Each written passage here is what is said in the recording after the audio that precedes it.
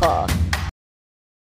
Hey everyone! Today we're talking about something that I know we all care about. How to stay beautiful, inside and out. This isn't just another set of generic beauty tips. I'm here to share practical, meaningful, and fun ways to bring out your best self. Ready? Let's dive in. Take care of your skin. Number 1, take care of your skin. Let's start with the basics. Your skin. A proper skin routine is like building a strong foundation. It's essential for that natural glow. Cleanse, tone, and moisturize, and don't forget sunscreen to protect against the snaky UV rays. Consistency is the secret here.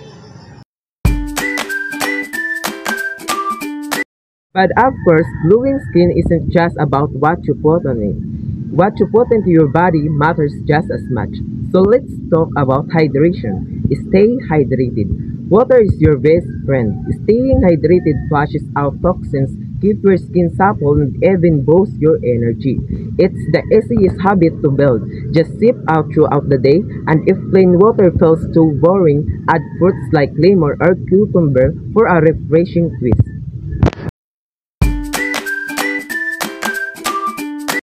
That we've hydrated, let's take it further by nourishing our body with the right foods. After all, what you eat reflects on your skin and overall health.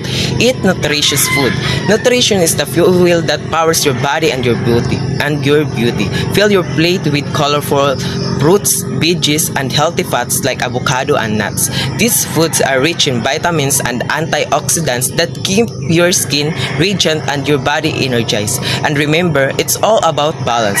Treat yourself occasionally but make nutritious choice most of the time.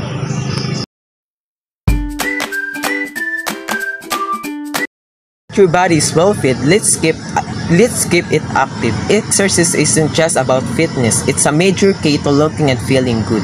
Exercise regularly. Exercise works wonder not just for your body but also for your skin. Physical activity improves blood circulation, delivering nutrients and oxygen to your skin. It's like giving your face a natural blush. Plus, working out releases endorphins, which make you feel happier and more confident. So whether it's dancing, yoga, or a quick walk, find what makes you move and stick with it.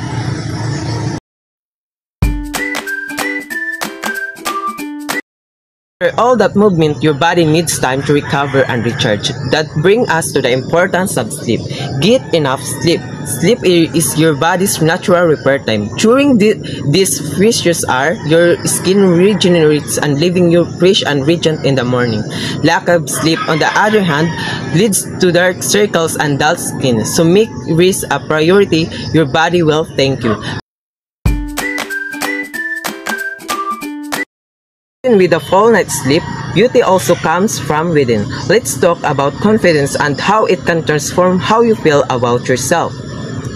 Your confidence. Confidence is what truly makes you shine. When you believe in yourself, it reaches in the way you walk, talk, and connect with the others. Start by embracing your unique features, wearing clothes that make you feel amazing, and surrounding yourself with positivity.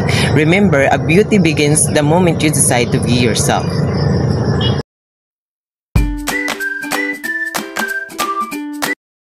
Of course, staying confident is easier when you're not overwhelmed by stress. Let's talk about managing that next.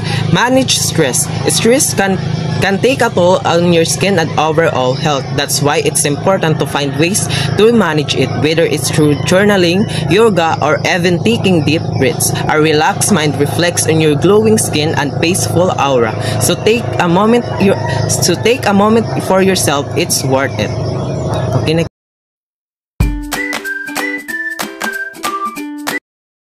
While we're managing stress, let's explore some simple natural remedies to enhance your beauty routine.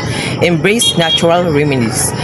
Nature has so many beauty secrets to offer. Aloe vera is amazing for hydration, honey works wonder for acne, and coconut oil is fantastic moisturizer. These remedies are affordable, effective, and free of harsh chemicals. It's like pampering yourself with the power of nature.